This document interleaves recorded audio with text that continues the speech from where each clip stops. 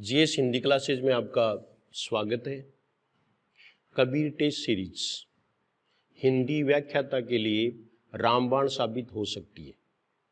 आप बहुत अच्छा स्कोर कर सकते हैं, लेकिन इस टेस्ट सीरीज में होगा क्या वो मैं बताने के लिए यहाँ आया हूँ। ये हमने एक डेमो टेस्ट रखा है आज। पहले ये डेमो टेस्ट के रूप में आप इसको देखें। ये हमारा पैटर्न रहेगा। इसमें 3 प्रकार के टेस्ट रखे गए हैं। पहला है हाफ टेस्ट।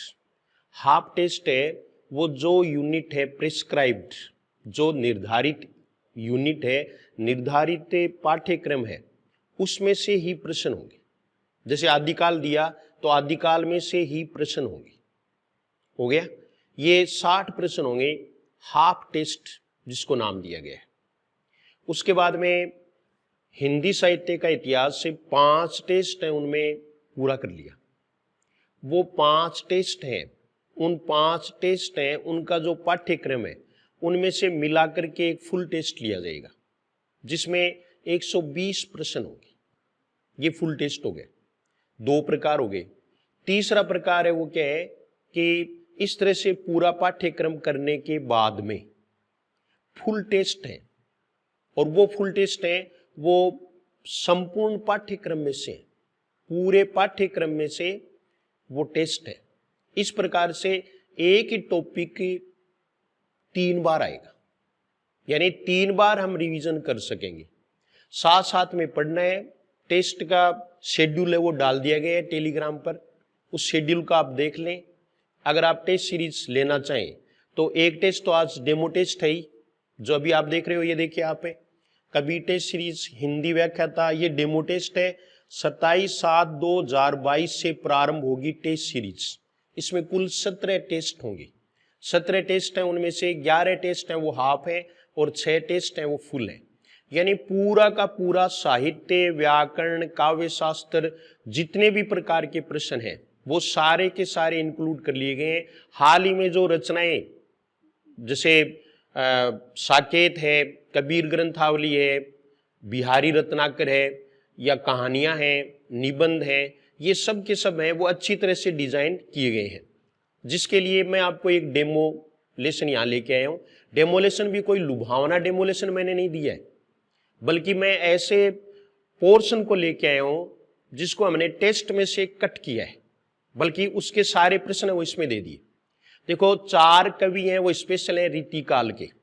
वो चारों कवियों के बारे में ये टेस्ट है। इसका पाठ्यक्रम मैं आपको बता दूं कि इसमें बिहारी लाल यानी बिहारी है, देव है, भूषण है और घनानंद है। ये 4 कवि रीतिकाल के स्पेशली पूछे जाएंगे, जिन पर फोकस दिया गया है। ये 4 से मैंने 24 प्रश्न बनाए हैं। फिर आप देखेंगे कि लगभग इनके बारे में जानकारी पूरी आ गई है। जो बचेगी वो सेकंड राउंड के टेस्ट में आ जाएगी। फिर भी अगर कोई बचेगी वो थर्ड राउंड में आ जाएगी। इसमें जो हाफ टेस्ट है उनमें आपको पूरी सामग्री देने का प्रयास किया जाएगा। इसके बाद में जो दूसरे प्रकार का टेस्ट है, जैसे टेस्ट का टेस्ट है, उसमें जो बची हुई या जो कमी रह गई उसको पूरा किया जाएगा। और थर्ड जो राउंड है उसमें आपका वास्तव में टेस्ट किया जाएगा कि आपने कितना ग्रेस्प किया है। आए हुए प्रश्न आज तक के, जैसे नेट में प्रश्न आए हुए हैं, या फिर फर्स्ट ग्रेड में आए हुए हैं, सेकंड ग्रेड में आए हुए हैं, अन्य जो एग्जाम है उनमें भी हिंदी के प्रश्न, आरपीएससी जिनको डील करती है, अब वो सारे प्रश्न है वो इंक्लूड कर दिए जाएंगे। ये लास्ट में किए जाएंगे। तो इस तरह का अपना ये टेस्ट होगा। टेस्ट देखिए आप कि टेस्ट में किस प्रकार से इसका एक्सप्लेनेशन होगा। टेस्ट है वो महत्वपूर्ण इसलिए है क्योंकि उनका सॉल्यूशन बहुत इंपॉर्टेंट होगा और विश्लेषणात्मक सॉल्यूशन करवाया जाएगा आपको। आप देखेंगे आज कि हम बहुत कुछ इससे सीख सकते हैं। अब तक भी अगर आपने कोई किताब नहीं पढ़ी है और अगर आप ये ध्यान में रखते हो कि मुझे तो कम समय में इतना ही तैयार करना है, तो आप बहुत कुछ कर सकते हो। यानी आप में एक अलग प्रकार का कॉन्फिडेंस आ जाएगा। एक ही टेस्ट में अगर हम एक टॉपिक पढ़ेंगे, उस टॉपिक में से कोई भी चीज है वो छोड़ी नहीं गई है, जो प्रश्न में नहीं आई है उसको हमने अलग से विश्लेषित किया है, व्याख्यायित किया है। तो ये देखिए आप कबीर टेस्ट सीरीज है, उसका पहला प्रश्न बीच बीच में मैं बताता रहूंगा और आप अपनी क्वेरीज हैं वो उसमें दे सकते हैं, हम आपको कमेंट करके बताते रहेंगे। तो ये देखिए कबीर टेस्ट सीरीज हिंदी व्याख्याता डेमो टेस्ट, ये 27 जुलाई से प्रारंभ है। यहां देखो आप, पहला प्रश्न, बिहारी लाल बिहारी के संबंध में असत्य कथन है। बिहारी का जन्म ग्वालियर, बसुआ, गोविंदपुर, ये ग्वालियर के पास गांव है जहां इनका जन्म हुआ, तथा ससुराल मथुरा था। ये बात सत्य है या नहीं है ये देखना है हमें, क्योंकि हमें असत्य कथन छांटना है। दूसरा देखो, आमेर के राजा जय सिंह के दरबारी थे, मिर्जा राजा जय सिंह के दरबारी कवि थे। पिता केशव राय थे, गुरु का नाम नरहरिदास था, जो कि निम्बार्क संप्रदाय से बिलोंग करते थे। ये वल्लभ संप्रदाय में दीक्षित हुए। ये प्रश्न देखो आप,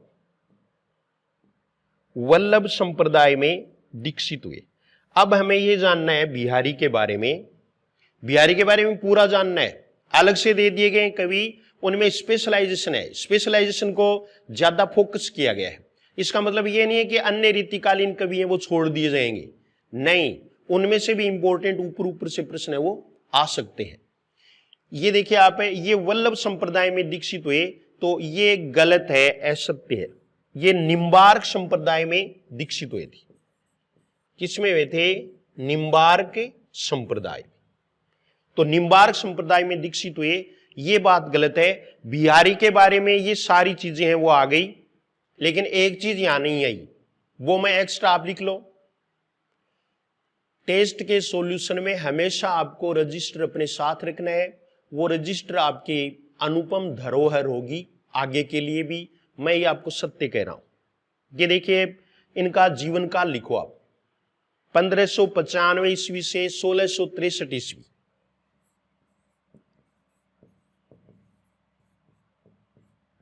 1663 ईस्वी ये इनका जीवन काल है। 1595 ईस्वी से 1663 ईस्वी इनका जीवन काल है। रामचंद्र शुक्ल लिखते हैं कि ये ग्वालियर के माथुर चौबे थे। माथुर चौबे, कई बार ऐसे कैसे लाइन उठा लेते हैं, माथुर चौबे, ग्वालियर के माथुर चौबे थे, जिनका ससुराल बता ही दिया मथुरा है। ये प्रश्न एक बार पूछा हुआ भी है। ये बाल्यावस्था में तो बुंदेलखंड में रहे थे और तरुणावस्था में मथुरा में रहे। तरुणावस्था का मतलब यौवन में, युवा काल में ये मथुरा में रहे।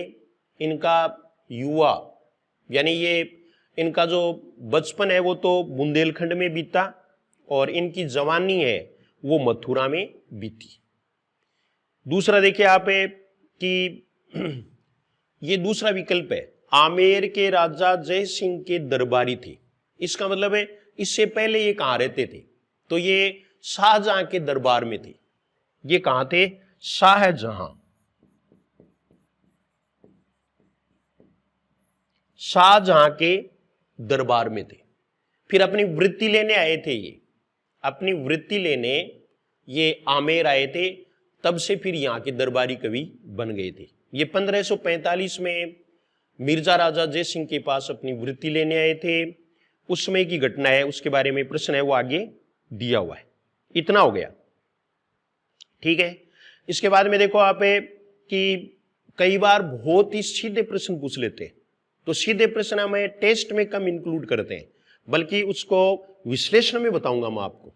और एक सीधा सा प्रश्न पूछ लें कि रीतिकाल का प्रतिनिधि कवि है, तो रीतिकाल के प्रतिनिधि कवि बिहारी है।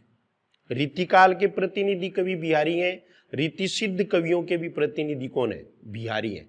तो पूरा जो रीतिकाल है उसके प्रतिनिधि कवि कौन है? बिहारी हैं। बिहारी पर एक प्रश्न पूरा हुआ, आपने साथ साथ में लिख लिया होगा। दूसरा प्रश्न देखिए, आप कमेंट करके बताएं आपको प्रश्न कैसा लगा। प्रश्न में आपको बताना है प्रश्न कैसे लगा। ये देखिए, आपके सुझाव भी मैं जरूर उन पर विचार करूंगा। रामचंद्र शुक्ल का कथन नहीं है, किसके बारे में? क्योंकि हम कौन से बिहारी जो है उसके बारे में प्रश्न ले रहे हैं, तो बिहारी के संबंध में। श्रृंगार, श्रृंगार है देखो आजकल ऐसे भी लिखा जाता है, लेकिन हम वैसे भी मान सकते हैं। ये देखिए श्रृंगार, एक ही बात है। राजस्थान पत्रिका में ऐसे ही लिखते हैं, श्रृंगार रस के ग्रंथों में जितनी ख्याति और जितना मान बिहारी सतसई का हुआ उतना किसी का नहीं हुआ। यह कथन रामचंद्र शुक्ल का है। तीसरे नंबर पर आ जाओ, दो वाला छोड़ दो, दूसरा देखो, बिहारी सतसई का एक एक दोहा हिंदी साहित्य में एक एक रत्न माना जाता है। यह बात भी रामचंद्र शुक्ल ने कही है। किसके बारे में? बिहारी के बारे में।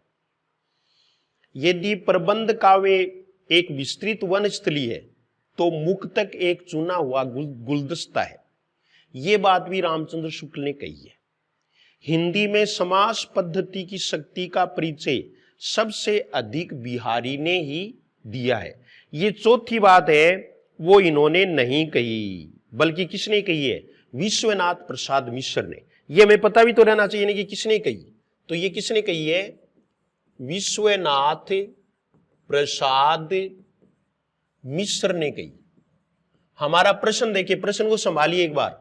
रामचंद्र शुक्ल का कथन नहीं है, तो रामचंद्र शुक्ल के 3 कथन है, ये चौथा नहीं है। उत्तर क्या हो जाएगा? चौथा हो जाएगा। अब ये भी हमें आना चाहिए कि ये किन का कथन है, तो ये किसका कथन है? विश्वनाथ प्रसाद मिश्र का। इसमें दूसरा है, वो सबसे इंपॉर्टेंट है, बिहारी सतसई का एक एक दोहा हिंदी साहित्य में एक एक रत्न माना जाता है। ये कथन किसका है? तो ये रामचंद्र शुक्ल का है। कथन में कई बार है वो चेंज कर देते हैं, आगे इसमें और है, वो लिख लो आप। चलो लिखो, इनके दोहे क्या है? रस के छोटे छोटे छींटे हैं। इनके दोहे क्या है? इनके का मतलब बिहारी के। इनके दोहे क्या है? रस के छोटे छोटे छींटे हैं।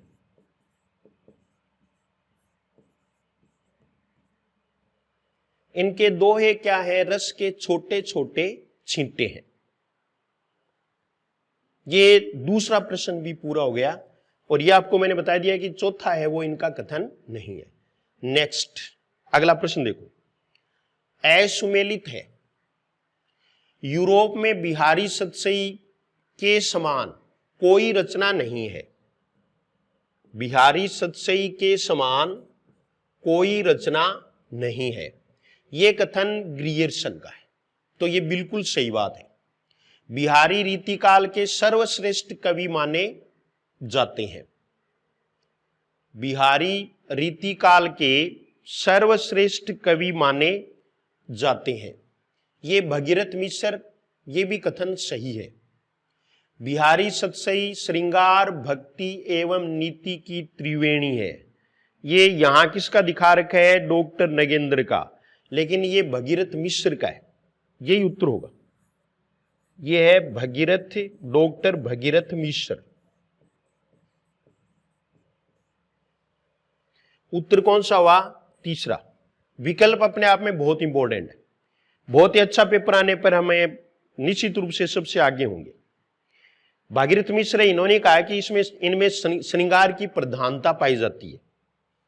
बिहारी सतसई में श्रृंगार की प्रधानता पाई जाती है। श्रृंगार की प्रधानता पाई जाती है। चौथा विकल्प देके पढ़ना जरूरी है। चारों विकल्प पढ़ूंगा मैं, चाहे वो गलती हो। बिहारी सतसई रसिकों के हृदय का हार है। ये हार भी कह देते हैं, कुछ है वो लिख देते हैं कंठहार, तो एक ही बात है। हजारी प्रसाद द्विवेदी का कथन है। इनमें सबसे इंपॉर्टेंट कथन है वो पहला है।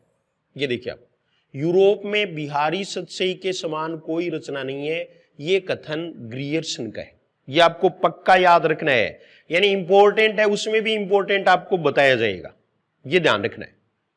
3 प्रश्न हो गए, लेकिन कितनी बातें हो गई ये आपको बार बार देखना है।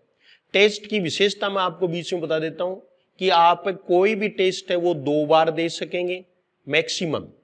वैसे तो एक बार ही बहुत होता है टेस्ट तो, लेकिन एक बार आप टेस्ट दे लें, फिर तैयारी कर लें, फिर एक बार और दे लें। कितनी भी बार आप विकल्प देख सकते हैं, कितनी बार आप वीडियो सॉल्यूशन का जो वीडियो वो सुन सकते हैं। जैसे सुबह आपका टेस्ट रखा गया है, तो जो भी सुविधा के अनुसार अभी टाइम सेट हो जाएगा, तो जो टेस्ट रखा गया है तो शाम को उसका सॉल्यूशन है। सॉल्यूशन बहुत ही तन्मयता से आप करें, क्योंकि ये बहुत ही मेहनत करके पेपर बनाए जा रहे हैं, पूरी टीम इसमें लगी हुई है। तो ये आपको ध्यान में रखना है, हम कोई भी चीज है वो छोड़ना नहीं चाहते। पढ़ने वालों के लिए ये बिल्कुल सही दिशा में है मेरी दृष्टि से। आगे का तो ऊपर वाला जाने। अगला देखो, संगत है रसवादी कवि। हम ये प्रश्न है किसके बारे में कह रहे हैं? ये बिहारी के बारे में चल रहा है, पूरा का पूरा है वो किसके बारे में है? क्योंकि हम बिहारी स्पेशल पढ़ रहे हैं। ये देखिए आप, बिहारी लाल, इनके बारे में। रसवादी कवि रामचंद्र शुक्ल ने कहा बिल्कुल सही है। ध्वनिवादी कवि डॉक्टर नगेंद्र ने कहा यह भी सही है। रीति सिद्ध कवि विश्वनाथ प्रसाद मिश्र ने कहा यह भी सही है। और उपयुक्त सभी सही है, ये सारे के सारे सही है। रीति सिद्ध कवि विश्वनाथ प्रसाद मिश्र ने कहा है। ध्वनिवादी भी कवि भी कहा है। डॉक्टर नगेंद्र ने इनको रीति सिद्ध नहीं माना है, बल्कि रीतिबद्ध माना है। एक तो डॉक्टर नगेंद्र ने और एक भगीरथ मिश्र ने। भगीरथ मिश्र, एक बार प्रश्न पूछा हुआ है कि डॉक्टर नगेंद्र ने बिहारी को किस प्रकार का कवि माना, तो ध्वनिवादी कवि तो है ही, लेकिन ये न देख करके अगर रीतिबद्ध, रीति सिद्ध, रीति मुक्त वो दे दे तो ये रीतिबद्ध कवि है। ये आपको ध्यान में रखना है कि ये रीतिबद्ध कवि है। ये भगीरथ मिश्र ने और डॉक्टर नगेंद्र ने दोनों ने रीतिबद्ध माना। ज्यादातर प्रश्न है वो तीसरा पूछा जाता है कि रीति सिद्ध कवि विश्वनाथ प्रसाद मिश्र ने कहा। ये किस प्रकार के कवि होते हैं ये आगे हम देखेंगे। देखो, रीतिबद्ध कवि वो हैं जो रीति का पालन करते हैं, लक्षण ग्रंथों की रचना करते हैं। लक्षण ग्रंथ का मतलब जैसे जो काव्यांग है, तो काव्यांग है उनका निरूपण करते हैं और उन्हीं के उदाहरण देते हैं। उदाहरण देकर के उनको स्पष्ट करते हैं। जैसे अलंकार, तो अलंकार में अलंकार कितने प्रकार के होते हैं, फिर अनुप्रास अलंकार की विशेषता लक्षण दे दिया, फिर अनुप्रास अलंकार का उदाहरण दे दिया। इस तरह के ग्रंथ हैं वो लक्षण ग्रंथ होते हैं। और इन ग्रंथों की रचना करने वाले हैं वो कवि रीतिबद्ध होते हैं। रीति सिद्ध कवि वो होते हैं जो पालन तो करते हैं, किनका? रीति का पालन करते हैं, अलंकार का प्रयोग भी वो करते हैं, छंदों का प्रयोग भी करते हैं, सब करते हैं, लेकिन वो इनके लक्षण नहीं बताते, बल्कि उनके ग्रंथ हैं वो लक्ष्य ग्रंथ होते हैं। तो लक्ष्य ग्रंथ करने वाले हैं वो रीति सिद्ध कवि कहलाए। ये रीति में पारंगत थे, रीति का इन्होंने पालन किया था। और रीति मुक्त वो हैं जिन्होंने किसी प्रकार के लक्ष्य ग्रंथ और लक्षण ग्रंथ नहीं लिखे, बल्कि अपने हृदय की जो भावनाएं हैं वो उन्मुक्त रूप से अभिव्यक्त की। तो ये प्रश्न भी आगे आ जाएगा।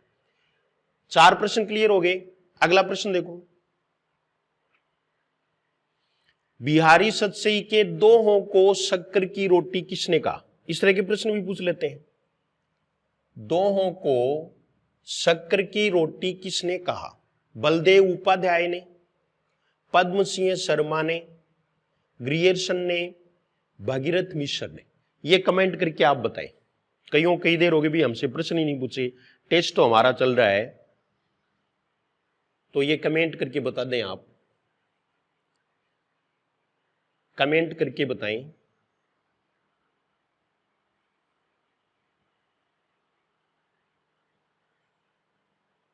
हाँ, बिल्कुल ठीक है, कईयों का ठीक नहीं है। बिल्कुल ये पद्म सिंह शर्मा है। पद्म सिंह शर्मा 2 नंबर विकल्प है वो सही है, लेकिन बलदेव उपाध्याय ने भी कुछ कहा है। ऐसे ही विकल्प नहीं लिए गए, विकल्प ही इंपॉर्टेंट है। विकल्पों में आप देखिए, इन्होंने बिहारी को 2 हों का बादशाह कहा। 2 हों का बादशाह, ये लिख लो, 2 हों का बादशाह है।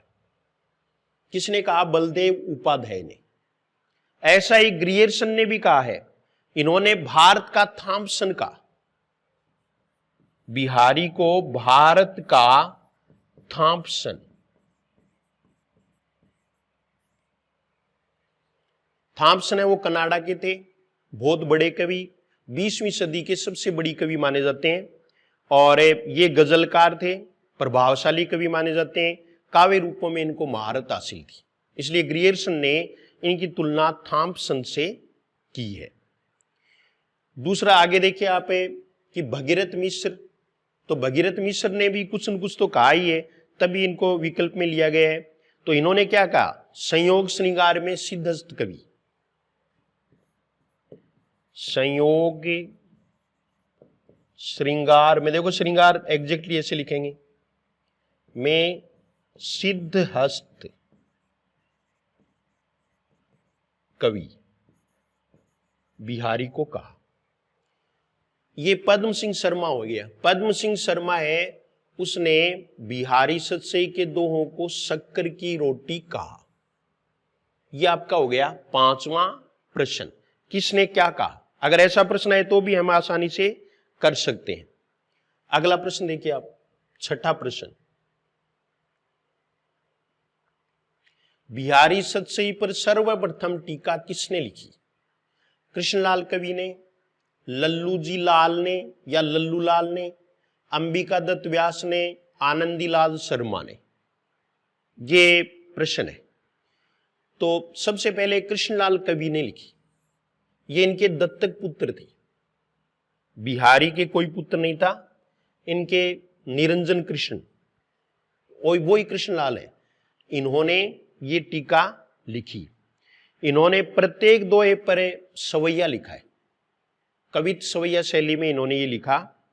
दूसरा देखो, लल्लू लाल ने ऐसे विकल्प नहीं दिए, आप देखिए कि कितनी मेहनत की गई है, कि दूसरा है वो वही विकल्प में लिया गया है जिन्होंने टीका लिखी है, ऐसे नहीं आया। लल्लू लाल ने लाल चंद्रिका लिखी ब्रजभाषा गद्य में, लाल चंद्रिका। अब कई बार है वो ऐसे प्रश्न कर लेते हैं रिवर्स, कि लाल चंद्रिका किस ग्रंथ पर लिखी टीका है, तो ये किस पर है, बिहारी सतसई पर। किसने लिखी, लल्लू लाल ने, और ब्रजभाषा गद्य में लिखी। फिर है अंबिका दत्त व्यास ने, तो अंबिका दत्त व्यास ने भी टीका लिखी है, और उसका नाम क्या है, वो इंपॉर्टेंट है, बिहारी बिहार। बिहारी बिहार लिख लो, बिहारी बिहार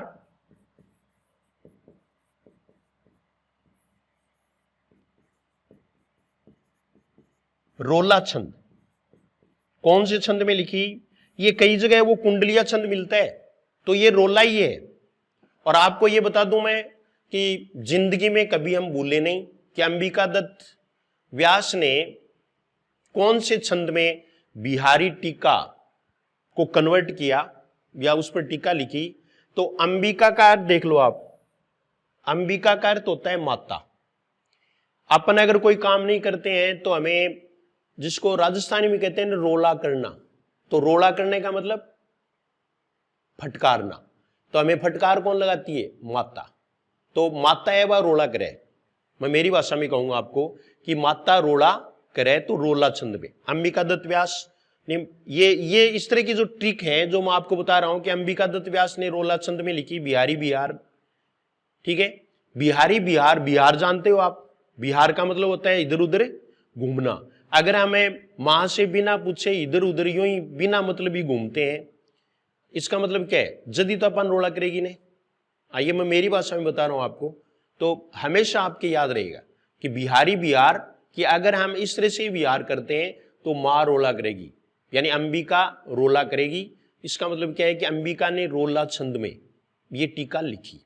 इस तरह की बातें अगर आपको पूरी चाहिए तो ये ऐप में है, ये प्रत्येक जो साहित्य है वो इस तरह से बताया गया है ऐप में, जो आपको 50% स्वतः ही याद रह सकता है।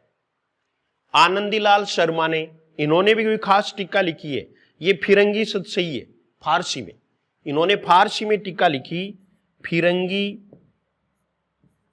कुछ जगह फिरंगी नाम मिलता तो एक ही बात है, फिरंगी सतसई। कौन सी भाषा में, फारसी में। ये लो, अब कोई भी प्रश्न है, इतने प्रश्न हमारे पास हो गए। अब इसके दाएं बाएं भी हो सकता है कि इससे थोड़े से वो हट जाएं, तो वो आप नोट कर लें। पहले ये टीका आप नोट, रजिस्टर निकाल रखे है ना आपने, रजिस्टर बहुत जरूरी है मेरे सॉल्यूशन में। तो इसमें आप अन्य है वो लिख लो, अन्य जानकारी। बिहारी रत्नाकर, बिहारी रत्नाकर। हाँ मैं बोल रहा हूं केवल, आप लिख लें, आसानी से लिख सकते हैं, इतने कम स्पीड से बोल रहा हूं मैं। जिनको टाइम नहीं है तो उनको टाइम है भी नहीं भाई। बिहारी रत्नाकर, इनके टीकाकार हैं जगन्नाथ दास रत्नाकर। बिहारी रत्नाकर तो हमारे पाठ्यक्रम में है ही। जगन्नाथ दास रत्नाकर, ये 1921-22 में लिखी हुई टीका है। ऐप में मेरा पूरा बताया हुआ है रत्नाकर के बारे में। ये खड़ी बोली हिंदी में लिखी सबसे ऑथेंटिक टीका मानी जाती है। खड़ी बोली हिंदी में लिखी हुई है, ये ध्यान रखना है, ब्रज भाषा में नहीं लिखी हुई। अब हमने ये पूरा दंड फंद किया और पूछ लिया ये कि बिहारी सच से ये उसकी भाषा कैसी है, तो ये भी आगे प्रश्न लिया हुआ है। ये ब्रज भाषा में लिखी हुई है, बिहारी सच से वो ब्रज भाषा में है। उसके बाद में इन्होंने जो टीका लिखी है वो किस में है, वो हिंदी यानी खड़ी बोली हिंदी में है और गद्य में है। फिर देखो एक टीका का नाम इनका है साहित्य चंद्रिका। साहित्य चंद्रिका, ये टीका कर्ण कवि ने लिखी। कर्ण, कुछ जगह वो इनका नाम ऐसे मिलता है कर्ण कवि, तो ये ध्यान रख लेना। कर्ण कवि ने साहित्य चंद्रिका टीका लिखी।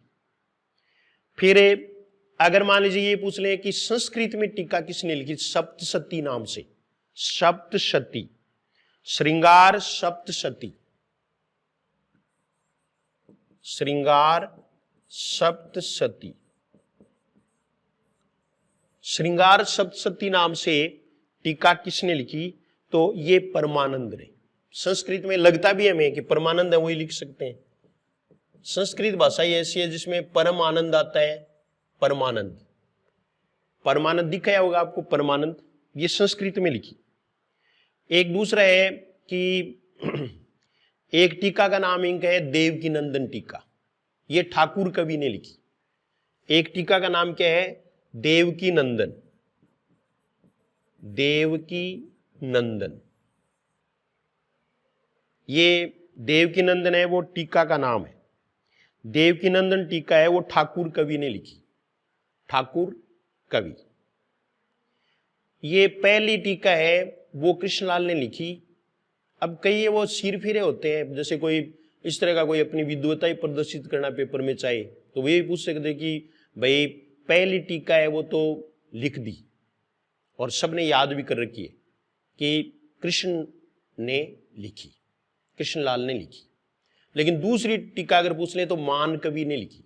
दूसरी टीका है वो किसने लिखी थी, मान टीका। उन्होंने कोई नाम चेंज नहीं किया, बिहारी सतसई लिखी। नाम क्या है उनका, बिहारी सतसई है, और ये मान कवि है। ये दूसरी टीका थी, मान कवि।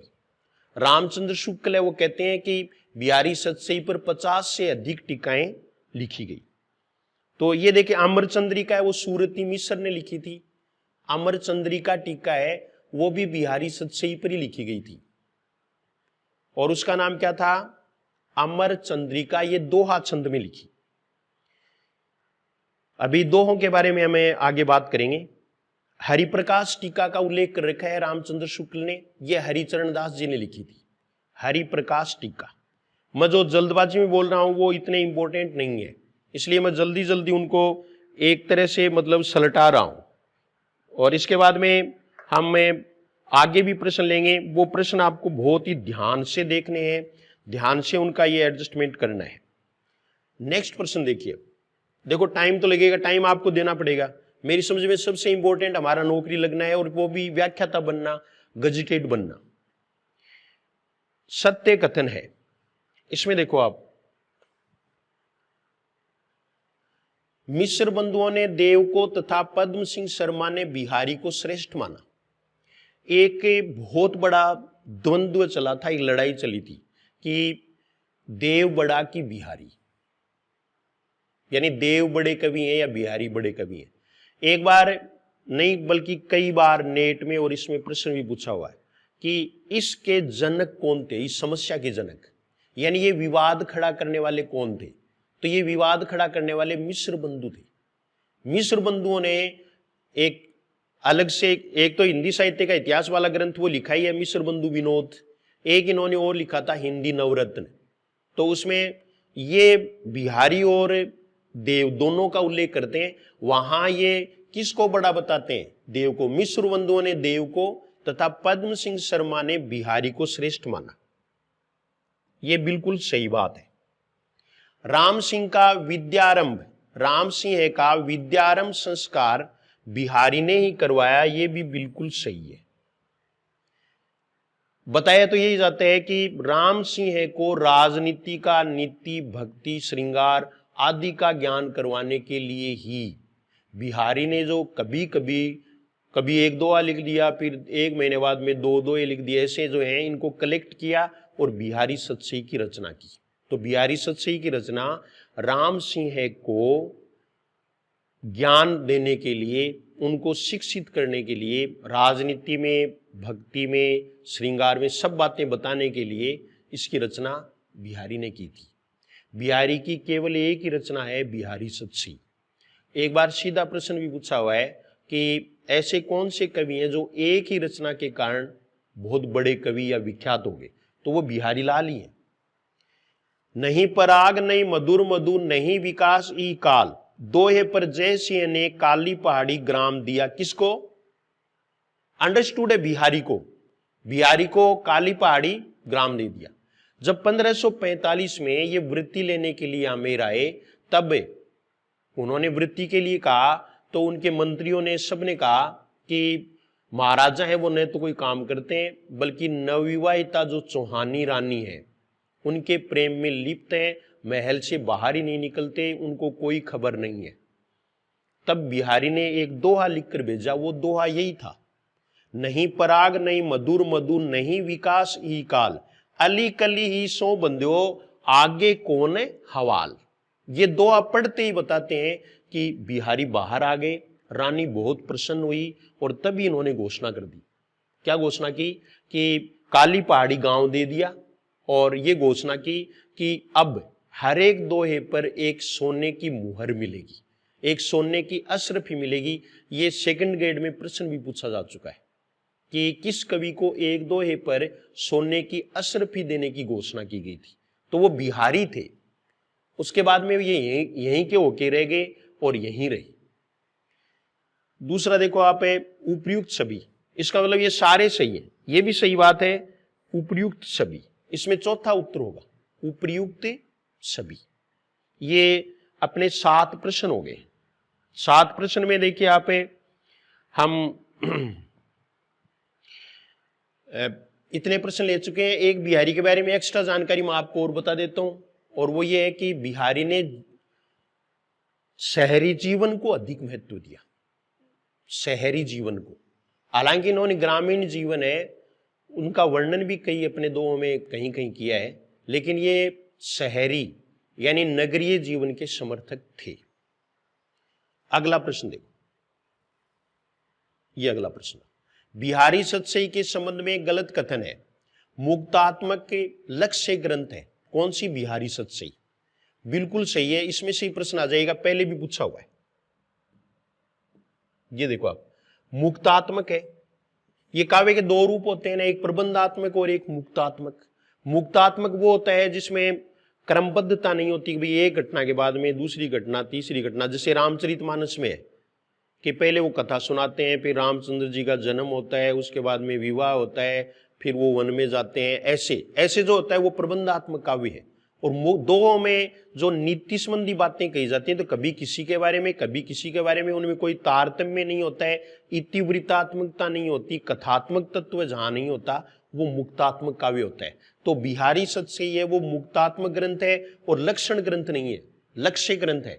इन्होंने अलंकारों का प्रयोग किया है, दोहा छंद का प्रयोग भी किया है, कुछ सोरठे भी मानते हैं कि 6 सोरठे भी हैं इसमें, अभी आगे आएगी ये बात। तो ये लक्ष्य ग्रंथ है, लक्षण ग्रंथ नहीं है, क्योंकि रीति सिद्ध कवि है। इसमें ब्रजभाषा के 700 दोहे हैं, ये बिल्कुल सही है। ये रामचंद्र शुक्ल ने माने, रामचंद्र शुक्ल ने बिहारी सतसई में 700 दोहे माने। अब हमें ये देखने हैं कि इन्होंने 700 माने तो अन्य ने कितने माने। बिहारी रत्नाकर वाले आएंगे आपके, सिलेबस में होने के कारण बिहारी रत्नाकर में कुल 713 है। बिहारी रत्नाकर में 713 दोए हैं। दूसरा देखो आप नगेंद्र में आपको ध्यान रखना है, नगेंद्र ने और 719 माने, 6 सोल्ट और मान लिए। नगेंद्र ने, डॉक्टर नगेंद्र, इन्होंने बिहारी सतसई में 719 दोए माने हैं, यानी दोए तो 713 ही माने हैं, लेकिन ये 6 क्या है, सोरठा छंद भी है। अगर यह आ जाए किस छंद में लिखा गया बिहारी सतसई, तो ये निश्चित रूप से 2 छंद करना है। अगर दोनों आ जाए 2 व सोरठा तो 2 व सोरठा, लेकिन सोरठा है वो 6 है, जो भी एक में तो है अन्य में नहीं है। जगन्नाथ दास रत्नाकर ने सोरठा नहीं लिया, बल्कि इन्होंने केवल क्या लिए हैं, 2 ही लिए। तो ये संख्याओं के बारे में भी हो गया। बिहारी के बारे में एक एक्स्ट्रा जानकारी मैं आपको और भी बता देता हूं कि इनका प्रिय अलंकार कौन सा था। कमेंट करके बताएं जल्दी से जल्दी। बिहारी का प्रिय अलंकार था, बिहारी को कौन सा अलंकार सबसे अच्छा लगता था, जिसको उन्होंने बहुत अधिक महत्व दिया है, कौन सा अलंकार था? कमेंट करके बता दें। बिल्कुल बिल्कुल, श्लेष अलंकार।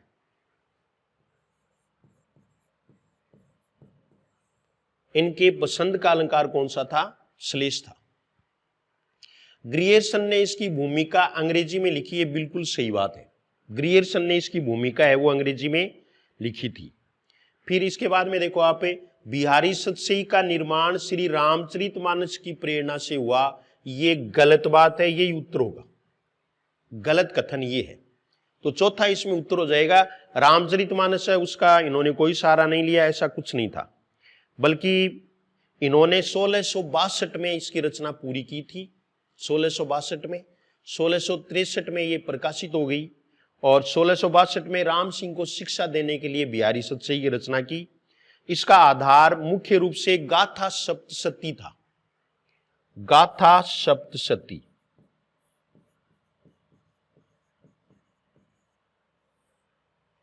गाथा सप्तशती ये प्राकृत में है, और इसके रचनाकार हैं वो हाल कवि है। हाल कवि ये प्रथम सतसई भी मानी जाती है हिंदी की। प्राकृत भाषा में कवि का नाम क्या है? हाल। ये पहली सतसई मानी जाती है, प्राकृत भाषा में है। ठीक है, 3 ग्रंथों को इन्होंने आधार बनाया था। दूसरे वो और हैं, अमरूक सप्तशती है। अमरूक, अमरूक कैसे लिखेंगे? अमरूक सप्तशती, ये दूसरा ग्रंथ था जिसको आधार माना। और एक तीसरा ग्रंथ है, वो भी संस्कृत में ही है, आर्या सप्तशती। ये दोनों संस्कृत में है, अमरूक सप्तशती और आर्या सप्तशती। एक बार फिर से सुन लो। कई कहते हैं बहुत जल्द बोल रहे हो, हम तो लिख ही नहीं पा रहे हैं, तो थोड़ी सी जल्दी हमें करनी भी पड़ेगी। बिहारी सतसई का निर्माण 3 ग्रंथों के आधार पर हुआ। उसमें सबसे प्रमुख है गाथा सप्तशती। ये हाल कवि द्वारा रचित है प्राकृत भाषा में। इसको हिंदी की पहली सतसई भी माना जाता है। प्राकृत को शामिल कर लेते हैं ऐसे, मतलब। दूसरा देखो, अमरूक सप्तशती और आर्या सप्तशती, इनके रचनाकार का नाम आपको याद रखना जरूरी नहीं है, बल्कि ये संस्कृत में थी। ये 3 सतसईयां हैं, वो आधार रही किसकी? बिहारी सतसई की। तो बिहारी सतसई है, उसमें आपको ये ध्यान में रखना है। ये आपका 8वां प्रश्न हुआ। देखो 8 प्रश्न लिए, लेकिन आपके दिमाग में ये तो घूम रहा होगा कि काफी इंपॉर्टेंट मैटर है प्रत्येक प्रश्न में। और ये अगर आप बार बार वीडियो देख लोगे, बार बार इनको सुन लोगे, देख लोगे, तो कोई दिक्कत नहीं रहेगी। और यही चीजें आप ध्यान में रखें। ये चारों कवि हैं, वो मैंने टेस्ट में से जो पहले जो ले रहे हैं ना, उनमें से अलग किया है, उनमें से अलग किया। और फिर रीतिकाल को ही मैंने क्यों लिया? क्योंकि ये सबसे कम पढ़ते हैं भाई। बल्कि जैसे मान लीजिए तुलसीदास पर देता तो हमारा पढ़ा हुआ है और है, तो मैंने ये 4 जो है वो 4 का सेट अलग से निकाला कि ये अपन डेमो के लिए लेते हैं, ताकि वो समझें कि भाई हम बहुत कुछ है वो गेन कर सकते हैं। ये देखिए, अब कवि देव आ गए। बिहारी के बारे में जानकारी पूरी हुई। अब कुछ बातें बिहारी के बारे में मान लीजिए बच गई, ये देखो आप, अगर वो बातें बच गई हैं वो सेकंड राउंड में आ जाएंगी, फिर भी अगर बच गई तो थर्ड राउंड में आ जाएंगी। ये बिहारी के बारे में पूरी जानकारी आपको दे दी गई है। बिहारी ब्रज भाषा के कवि हैं, रीतिकाल के प्रतिनिधि कवि हैं और श्रृंगार को अधिक महत्व देने वाले हैं। बिहारी सतसई के बारे में प्रत्येक में बताऊंगा मैं आपको ये एक्स्ट्रा बातें। एक सामान्य प्रश्न ये पूछ सकते हैं कि बिहारी सतसई मुख्य रूप से किस प्रकार का ग्रंथ है, तो ये श्रृंगारिक ग्रंथ है। हालांकि इसमें भक्ति, नीति और श्रृंगार तीनों की त्रिवेणी है, लेकिन सबसे अधिक महत्व किसको दिया? श्रृंगार को दिया। श्रृंगार में भी इन्होंने संयोग श्रृंगार पर अधिक बल दिया। संयोग श्रृंगार में नखशिख वर्णन पर दिया। नखशिख वर्णन है, उनमें सबसे अधिक वर्णन इन्होंने आंखों का किया, यानी नेत्र का। ये बिहारी के बारे में एक्स्ट्रा जानकारी भी होगी। और भी अगर कुछ बातें बच गई हैं तो वो हम उसमें ले लेंगे। ये अपना बिहारी पूरा हुआ, जिनमें 8 प्रश्न बनाने पड़े। 8 प्रश्नों में बिहारी हम बिल्कुल पेपर देने लायक बन गए हैं। हमें हमारे पास बहुत सारी इंफॉर्मेशन वो हो गई हैं और प्रश्नों में विविधता का ध्यान रखा गया है। अब देखो, कवि देव, जिनका पूरा नाम देवदत्त है, के संबंध में एक गलत कथन है। जन्म विक्रम संवत 1730 में इटावा में तथा निधन 1824 विक्रम संवत में हुआ। यहां कई बार क्या करते हैं कि ये विक्रम संवत नहीं देते, बल्कि क्या दे देते हैं? ईस्वी दे देते हैं। तो ये 1673 से 1767 ईस्वी, 1673।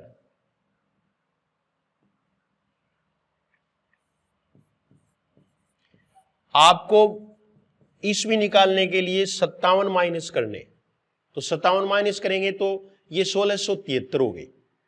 और इसके बाद में ये देखो, यहां अगर आप करोगे तो कितने होंगे? ये 1767 होंगे। 1767 ये ईस्वी है।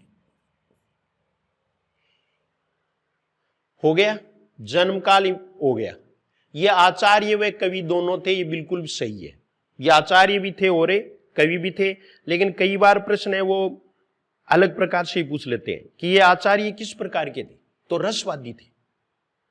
रसवादी आचार्य मुख्य रूप से क्या है? रसवादी आचार्य। एक बार प्रश्न ये भी पूछा है कि देव मुख्य रूप से थे, मुख्य रूप से ये कवि है। आचार्यत्व है वो इनमें नाम मात्र का ही रहा, ये मुख्य रूप से है क्या? कवि है।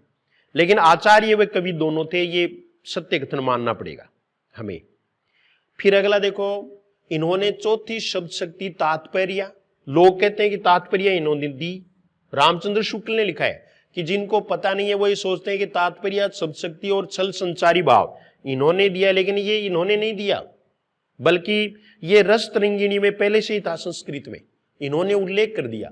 माना यह जाता है कि 33 संचारी भाव होते हैं, 34वां संचारी भाव छल हिंदी में कौन लाए? कवि देव लाए। और चौथी जो शब्द शक्ति है, अभिधा, लक्षणा, व्यंजना, 3 तो हम पढ़ते ही हैं। चौथी जो शब्द शक्ति है तात्पर्य, वो भी किसकी देन है? वो कवि देव की। ये बात भी सही है। फिर देखो, देव ने व्यंजना शब्द शक्ति को उत्तम माना, ये गलत बात है। हमें छांटना भी क्या है? गलत कथन है। इन्होंने अभिधा को ही उत्तम माना, ये आप लिख लो। अभिधा उत्तम काव्य है, अधम व्यंजना। अभिधा उत्तम काव्य है, मध्य लक्षणालीन। अभिधा इतना ही लिख लो, चाहिए इससे काम चल जाएगा, ज्यादा रटाई की जरूरत नहीं है। अभिधा उत्तम काव्य है, मध्यम लक्षणालीन। मध्यम लक्षणालीन।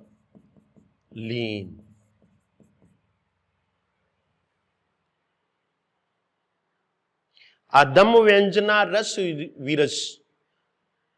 अधम व्यंजना रस विरस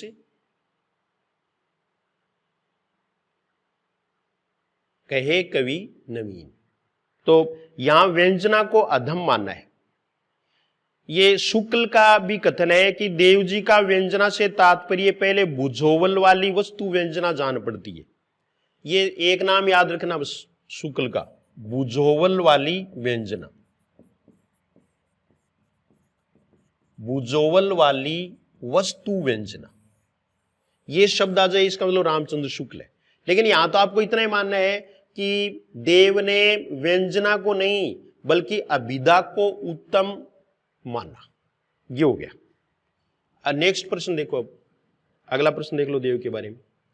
कवि देव के संबंध में कौन सा कथन शुक्ल का है? इनका सा अर्थ सौष्ठव और नवोन्मेष बिरले ही कवियों में मिलता है। बिल्कुल करेक्ट है, यानी ये बिल्कुल सही बात है, ऐसा इन्होंने कहा है। दूसरा देखो, रीतिकाल के कवियों में ये बड़े ही प्रगल्भ और प्रतिभा संपन्न कवि थे, ऐसा भी रामचंद्र शुक्ल ने कहा।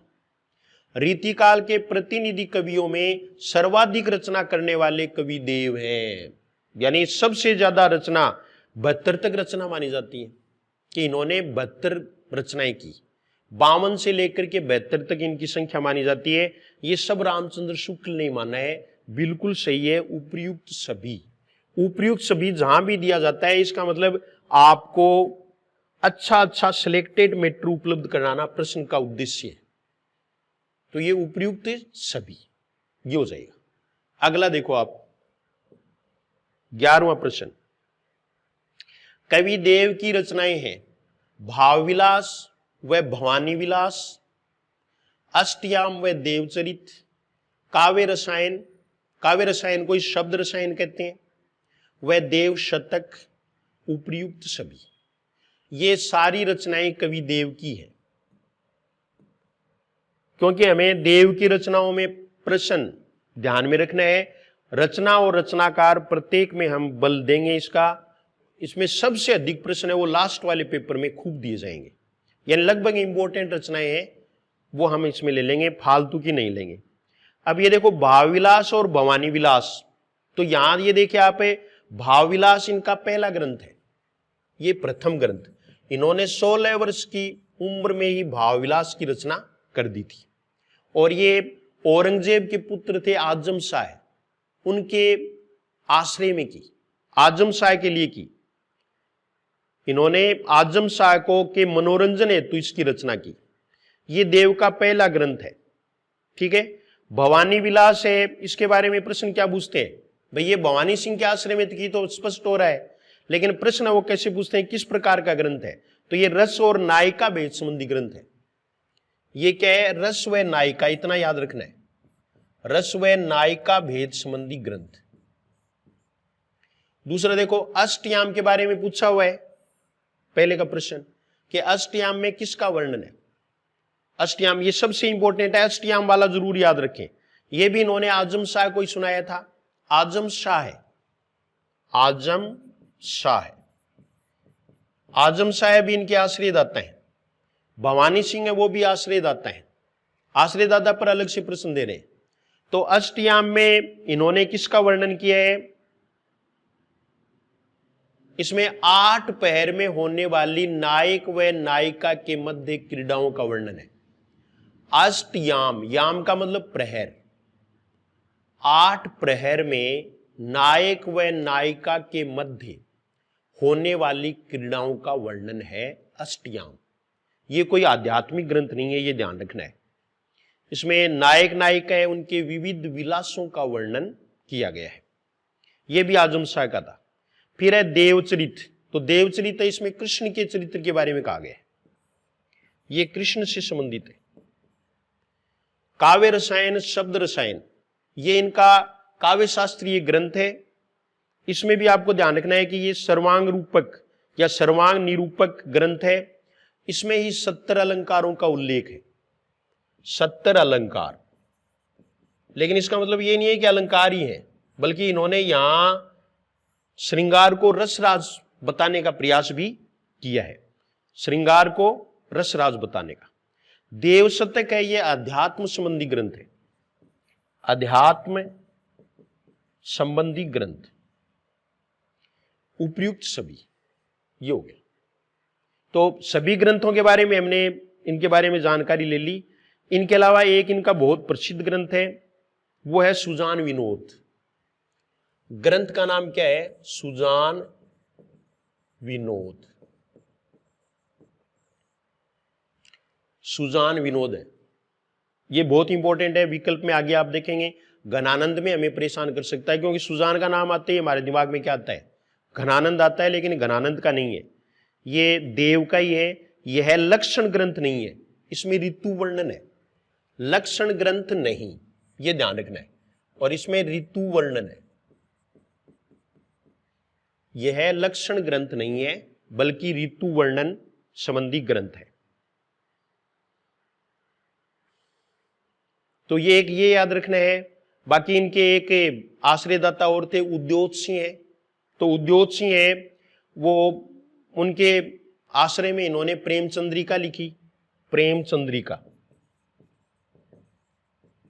उद्योतसी है। ये अभी नेक्स्ट प्रश्न है, उसमें हम ले लेंगे। तो ये इनके प्रमुख ग्रंथ हो गए। कुशल विलास भी इनका ग्रंथ है, जाति विलास भी ग्रंथ है। तो विलास है ने वो पूरा हो गया। अब आगे वाले अन्य जो कवि हैं उनके विलास से इनको हमें इनकी तुलना करनी पड़ेगी, ये हमें ध्यान में रखना पड़ेगा, ठीक है। एक इन्होंने संगीत संबंधी ग्रंथ भी लिखा था, राग रत्नाकर, राग रत्नाकर, ये संगीत संबंधी ग्रंथ। तो बहुत सारे ग्रंथ है, प्रमुख ग्रंथ है वो हमने ले लिए। इतने आपको बार बार थोड़े ध्यान में रखने, सारे आपको याद नहीं रहेंगे। अगला प्रश्न देखो, कवि देव किसके आश्रय में नहीं रहे? आजम शाह के, औरंगजेब के, सुजान मणि के, अली अकबर खां के। तो ये औरंगजेब के आश्रय में नहीं रहे, औरंगजेब के आश्रय में नहीं रहे, आजम शाह के रहे, सुजान मणि के रहे, अली अकबर खां इनके अंतिम आश्रयदाता थे। ये प्रश्न भी पूछते हैं, अंतिम आश्रयदाता है वो कौन है? अली अकबर खां है अंतिम आश्रयदाता, ठीक है। इसके अलावा भवानी दत्त वैश्य भी थे, कुशल सिंह भी थे, भवानी दत्त वैश्य,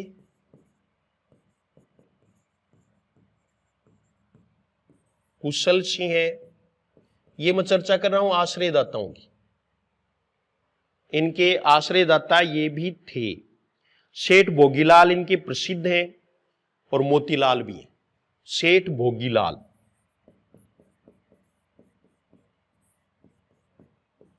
मोतीलाल, ये इनके आश्रयदाता हो गए। आश्रयदाता पर प्रश्न है वो दो तीन कवियों पर पूछते हैं, जिनमें देव सर्व प्रमुख है। इस कारण से ही प्रश्न लिया गया है। देख लिया आपने, साथ साथ में नोट करते रहें और फिर उनको एक बार फिर पढ़ें, फिर दोबारा टेस्ट दें, उनको याद कर लें, फिर दोबारा टेस्ट दें। नेक्स्ट प्रश्न देखो, कवि भूषण को भूषण की उपाधि किसने दी थी? सामान्य प्रश्न आएगा तो भी हमें ध्यान तो रखना पड़ेगा इन्हें। तो इसमें आप, ये प्रश्न आपके लिए छोड़ दिया मैंने, आप बताएं इसमें। ये तो बहुत आसान है, आप इजीली बता सकते हैं, इजीली ऐसा कर सकते हैं आप। ये बता दो आप।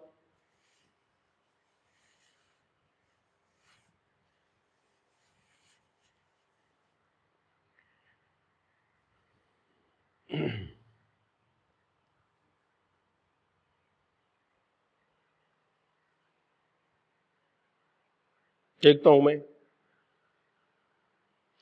हाँ ठीक बताया है, क्योंकि ये सामान्य प्रश्न था और लगभग के इसका उत्तर है वो सही दे रहे हैं, लगभग सही दे रहे हैं उत्तर, लगभग का उत्तर है वो सही है। लेकिन फिर भी कुछ है वो गलत कमेंट भी कर रहे हैं, यानी उनका उत्तर है वो सही नहीं है। जाहिर है कि तीन इनके आश्रयदाता है। छत्रपति शिवाजी के आश्रय में रहे, साहू जी जो इनके पुत्र हैं उनके आश्रय में रहे, छत्रसाल बुंदेला ये पन्ना के महाराजा थे, इनके आश्रय में भी रहे, रुद्र शाह सोलंकी, ये उत्तर होगा। चौथा उत्तर बिल्कुल सही है, रुद्र शाह सोलंकी ने इनको भूषण की उपाधि दी, कवि भूषण। उसके बाद में ये भूषण ही कहने लगे, इनके मूल नाम का पता नहीं है, रामचंद्र शुक्ल ये कहते हैं, लेकिन कुछ ये बताते हैं कि इनका मूल नाम घनश्याम था, इनका मूल नाम घनश्याम था। उपाधि दे दी भूषण की, तब से इनको भूषण कवि कहने लग गए। इन्होंने भूषण का ही प्रयोग अपने लिए किया है। तो ये चित्रकूट के राजा थे। रुद्रशाह सोलंकी कहां के राजा थे? चित्रकूट के। चित्रकूट के राजा। अगला प्रश्न देखो, भूषण के संबंध में असंगत है। वीररस व ओजगुण के कवि हैं, बिल्कुल सही है। रीतिकाल में होते हुए रीतिकाल की जो प्रवृत्तियां हैं उनके अकॉर्डिंग इन्होंने नहीं लिखा, बल्कि वीररस पर लिखा। तो ये वीररस के कवि हैं, ओजगुण के कवि हैं। इनकी कविता में राष्ट्रीयता विद्यमान है, ये बिल्कुल सही है। ये रसवादी आचार्य थे, अभी छोड़ दो। हिंदू जाति के प्रतिनिधि कवि हैं, ऐसा रामचंद्र शुक्ल ने कहा है। रामचंद्र शुक्ल ने इनको हिंदू जाति का प्रतिनिधि कवि कहा है। ये कथन भी किनका है? शुक्ल का है। हो गया, उत्तरीय हो गया। ये रसवादी आचार्य थे।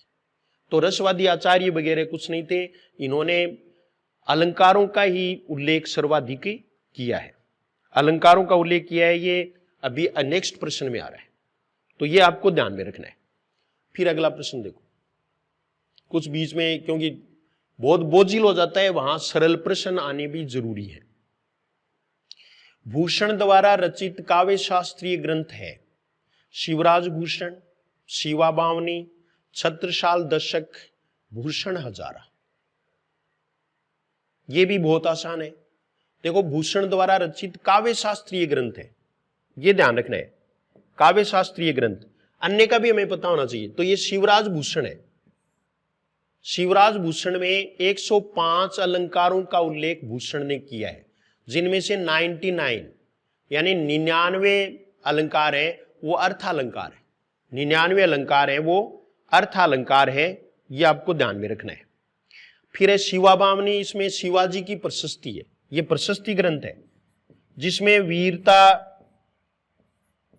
का वर्णन किया गया हो, प्रशंसा की गई हो, वो प्रशस्ति ग्रंथ कहलाता है। और इसमें किसकी है? शिवाजी की।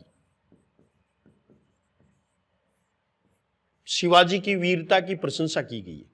छत्रसाल दशक है, इसमें छत्रसाल की वीरता का वर्णन किया गया है। भूषण हजारा ये है ही। इसके अलावा 2 ग्रंथ और हैं जिनके नाम लिख लो आप, भूषण उल्लास और दूषण उल्लास। भूषण उल्लास और दूसरा है दूषण उल्लास।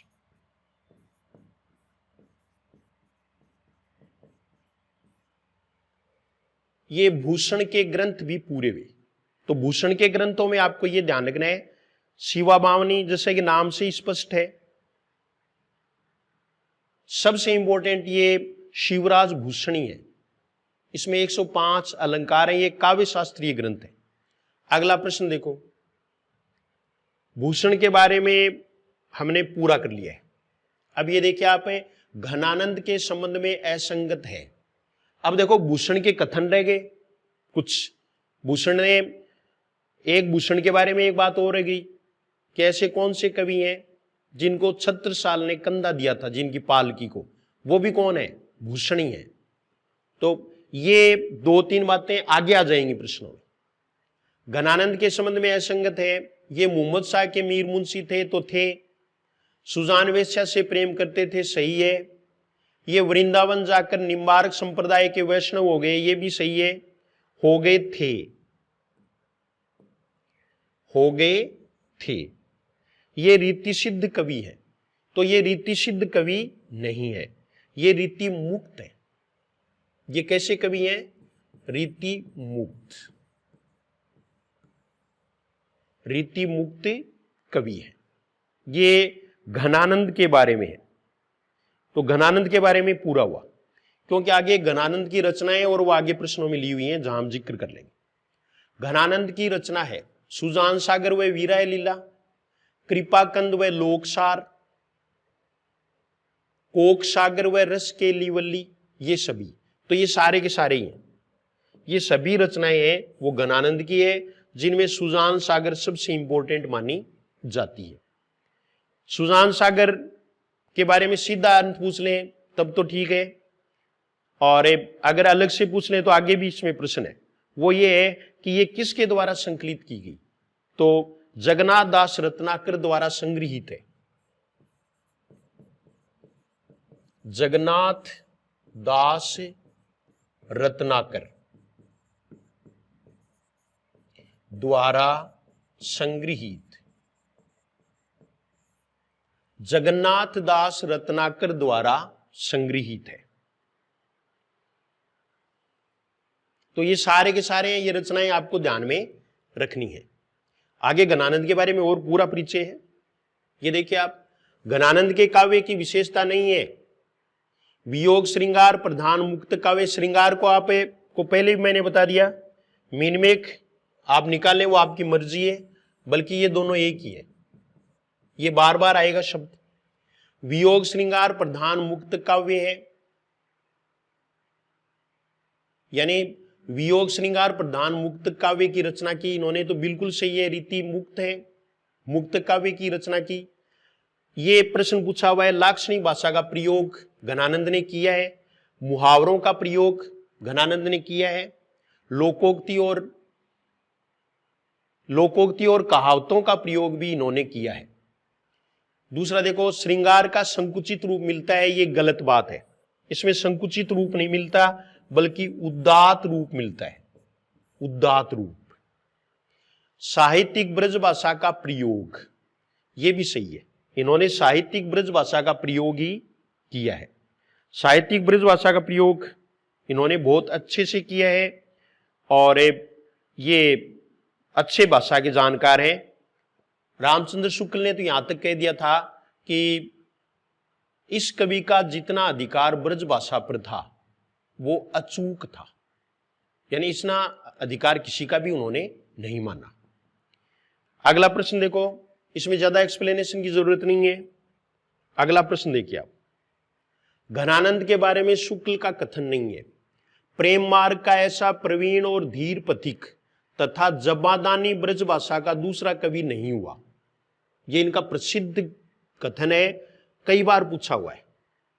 दूसरों के लिए किराए पर आंसू बहाने वालों के बीच यह एक ऐसा कवि है जो सचमुच अपनी पीड़ा में ही रो रहा है। यह कथन रामचंद्र शुक्ल का नहीं है, रामचंद्र शुक्ल का कथन नहीं है। ये देखिए आप, तो उत्तर क्या हो जाएगा ये। बाकी दो कथन है, ये साक्षात रस मूर्ति और ब्रज भाषा के प्रधान स्तंभों में है। प्रेम की पीर को लेकर ही इनकी वाणी का प्रादुर्भाव हुआ। प्रेम की पीर के कवि ही बताया है रामचंद्र शुक्ल ने। तो ये दूसरों के लिए किराए पर आंसू बहाने वालों के बीच ये एक ऐसा कवि है जो सचमुच अपनी पीड़ा में ही रो रहा है। ये कथन रामचंद्र शुक्ल का नहीं है, बल्कि दिनकर का है, रामधारी सिंह दिनकर, रामधारी सिंह है दिनकर का। तो यहां ये उत्तर हो जाएगा, एक्सप्लेनेशन की ज्यादा जरूरत नहीं है, स्टेटमेंट आपको ध्यान में रखने हैं। अगला प्रश्न देखिए आप, घनानंद की पंक्ति नहीं है, ये सबसे इंपॉर्टेंट है। पहली पंक्ति सरल पेपर में पूछते रहते हैं, लोग हैं लागी कवित बनावत मोहि तो मेरे कवित बनावत। ये घनानंद की पंक्ति है। बहुत दिनान की अवधि आस परे, आगे के में पूरे की जरूरत ही नहीं है। ये पंक्ति भी, ये भी किसका है, ये कवित किसका, घनानंद का है। तो ये भी घनानंद का है। और घनानंद है, इसके बारे में कहा भी गया है कि मरते समय अपने रक्त से इन्होंने लिखा था सुजान की याद में, और वो ये था, बहुत दिनान की अवधि आस परे। ये रक्त में लिखा हुआ है, क्योंकि ये नादिर शाह के आक्रमण में मारे गए थे। नादिर शाह के सिपाहियों ने इनसे सोना माना, जर जर जर। इन्होंने धूल की मुट्ठी उठा करके 3 बार रज रज रज, जर का उल्टा रज, रज मानी धूल और जर मानी सोना। उन्होंने सोना माना क्योंकि उन्होंने बता दिया कि ये बादशाह के क्या रहे हुए हैं, मीर मुंशी रहे हुए हैं। क्योंकि जो रंगीला बादशाह था मुहम्मद शाह, उनके थे ये मीर मुंशी, उनके मीर मुंशी थे रंगीला बादशाह मोहम्मद शाह के, और सुजान से प्रेम करते थे। एक दिन इनको गाने के लिए कहा, इन्होंने गाया नहीं, फिर सुजान को बुलाया गया, वो नाची तो ये गाए, लेकिन बादशाह की तरफ पीठ करके बैठ गए। बादशाह ने अपमान समझा, और उन्होंने देश निकाला ले दिया। सुजान इनके साथ गई नहीं और ये जाकर के वहां वृंदावन में चले गई और वहां इनकी मौत हो गई, ऐसा बताते हैं। तो ये गणानंद के बारे में ऐसा कहा जाता है। तो गणानंद की पंक्तियां ये हैं। ये पंक्ति किसी परीक्षा में पूछी हुई है। ने ही महाब्रज भाषा प्रवीण और सुंदरता के भेद को जाने। ये घनानंद की पंक्ति नहीं है बल्कि ब्रजनाथ की पंक्ति है। ब्रजनाथ जो घनानंद के पहले प्रशंसक माने जाते हैं, प्रशस्तिकार, इनके फैन थे। प्रशस्तिकार का मतलब आजकल आप समझे कि फैन थे, तो इनके फैन माने जाते हैं। ब्रजनाथ की पंक्ति है। लगता ये है कि घनानंद की नकल करते थे, ये उनके आदर्शों पर चलते थे। बाकी ये सही है। पूर्ण प्रेम को मंत्र महापन जाम दिशोधि सुधारी है लेख्यो। ये बाकी की 3 जो पंक्तियां हैं वो घनानंद की ही है। ये घनानंद के बारे में था। अगला प्रश्न देखो। घनानंद को रोमांटिक धारा का सर्वश्रेष्ठ कवि किसने कहा? प्रश्न आपके लिए है ये। रामचंद्र शुक्ल ने, हरिवंश राय बच्चन ने, ब्रजनाथ ने, विश्वनाथ प्रसाद मिश्र ने। यह आपके लिए प्रश्न छोड़ दिया है मैंने, आप ही इनका उत्तर दें। प्रश्न है वो आपके लिए है, आप उत्तर दें प्रश्न का।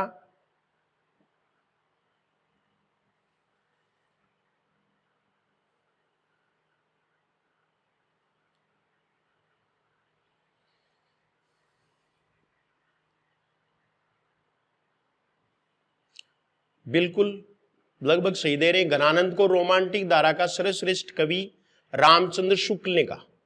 बिल्कुल सही है, रामचंद्र शुक्ल का। बाकी इंपॉर्टेंट नहीं है, ठीक है। फिर अगला प्रश्न देखो। घनानंद की रचनाओं का प्रकाशन भारतेंदु ने किस में करवाया? ये छोटे प्रश्न भी पूछे गए हैं।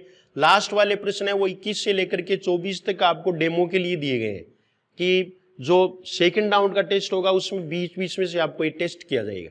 उसमें विस्तृत प्रश्न है वो नहीं होंगे 120 वाले में। 120 वाले का एक्सप्लेनेशन भी बहुत ही छोटा होगा, पहले वालों का बड़ा होगा। सारा मैटर हमारे सामने आ जाएगा, तो फिर उसको बीच बीच में से टेस्ट करने के लिए 2 प्रकार के टेस्ट और रखे गए हैं। तो ये बाद वाले प्रश्न आप देख रहे हो ना, कोई विश्लेषण नहीं है, सीधा सीधा ये है कि घनानंद की रचनाओं का प्रकाशन भारतेंदु ने किस में करवाया? तो भारतेंदु ने सुंदरी तिलक में करवाया। ये देखिए आप, कवि वचन सुधा है वो इनकी पत्रिका है, हरिश्चंद्र चंद्रिका भी पत्रिका है, अंधेर नगरी है वो नाटक है। किनका? हरिश्चंद्र का। लेकिन इन्होंने सुंदरी तिलक में इनका प्रकाशन करवाया। ये आपका प्रश्न पूरा हुआ। फिर अगला प्रश्न देखिए आप। घनानंद की रचनाओं के सर्वप्रथम संकलनकर्ता कौन थे? वैसे तो बता भी दिया मैंने इनडायरेक्ट रूप से। ये प्रश्न आपको, ये सबसे पहले कौन थे? ब्रजनाथ थे। ब्रजनाथ आया हुआ प्रश्न है। ब्रजनाथ ने घनानंद की रचनाओं का सर्वप्रथम संकलन किया। जगन्नाथ दास रत्नाकर भी इसमें इंपॉर्टेंट है। इन्होंने कौन सा काम किया? इन्होंने कौन सा काम किया वो देखना है। इन्होंने सुजान सागर का 1954 में प्रकाशन करवाया। सुजान सागर का प्रकाशन अभी आपको मैंने बता दिया था ने, वो आपको याद रखना है 1954 में, ठीक है। फिर अंतिम प्रश्न देखिए आप, ये देखो, सुजान शतक के संपादक है। देखो सुजान सागर, इसका मतलब सुजान शतक है वो इनका ग्रंथ नहीं है, घनानंद का ग्रंथ नहीं है, ये तो केवल संकलन ग्रंथ है। और ये संकलन ग्रंथ है वो विश्वनाथ प्रसाद मिश्र का है। विश्वनाथ प्रसाद मिश्र, विश्वनाथ प्रसाद मिश्र पर एक अन्य प्रश्न भी पूछा हुआ है। विश्वनाथ प्रसाद मिश्र ने सुजान शतक का संपादन किया जिसमें घनानंद की रचनाएं हैं। लेकिन सुजान शतक है वो घनानंद की रचना नहीं है, सुजान सागर है, सुजान शतक नहीं है।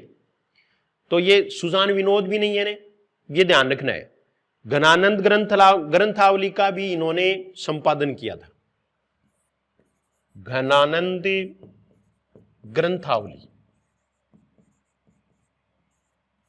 का संपादन भी किसने किया? विश्वनाथ प्रसाद मिश्र ने किया है। ये 24 प्रश्न थे। 24 प्रश्नों का विश्लेषण हमने कर लिया। अब ये 24 प्रश्न आपको दोबारा पढ़ने हैं, जहां याद करने की जरूरत है उनको याद भी करना है, फिर एक बार आपको टेस्ट फिर देना है और पूरे विश्लेषण के साथ खुद को विश्लेषण करना है। फिर आपका पता कब चलेगा, ये नहीं है कि गणानंद यहीं पूरा हो गया, ऐसा नहीं है। जो फुल टेस्ट होगा 120 वाला, वहां गणानंद के बारे में एक छोटा प्रश्न दिया जाएगा जिसमें आपका टेस्ट हो जाएगा कि आपने वास्तव में इसको ग्रेस्प किया है या नहीं किया है, आत्मसात किया है या नहीं किया है। तो कबीर टेस्ट सीरीज की अपनी एक अलग विशेषता है। 27 तारीख को आप ये टेस्ट दे सकेंगे। टेलीग्राम से आप जुड़ जाएं, टेलीग्राम पर उसकी सूचना आएगी। उसके बाद में शाम को उसका सॉल्यूशन होगा। सुबह ये टेस्ट कितने बजे होगा हम टाइम डाल देंगे। तो आप जीएस हिंदी क्लासेस ऐप पर जाकर ये कोर्स यानी टेस्ट सीरीज है वो ले सकते हो और आप टेस्ट दे सकते हैं। वैसे पहला जो टेस्ट है वो फ्री रहेगा, ओपन रहेगा, सबके लिए फ्री रहेगा। और वो टेस्ट है वो भी इंपॉर्टेंट होगा, जो आदिकाल से संबंधित होगा।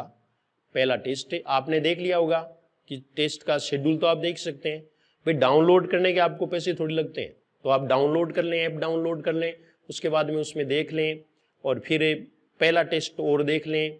उसके बाद आपको अगर जचे, आपको लगे कि इससे मुझे फायदा हो सकता है तो आप जरूर करें। ये परीक्षा से पहले बहुत ही मैं ये कहूँ कि बहुत काम की चीज़ है, रामबाण है, जिससे हमें बहुत अच्छे अंक प्राप्त कर सकते हैं। अब आप ये कहेंगे भाई आप तो अपनी बड़ाई करोगे ही, लेकिन मैं ये आपको सही बता रहा हूँ कि इसमें वास्तव में हमारी टीम है वो पूरा वर्क कर रही है, पूरी मेहनत कर रही है। 3 प्रकार के टेस्ट आपको बता दिए।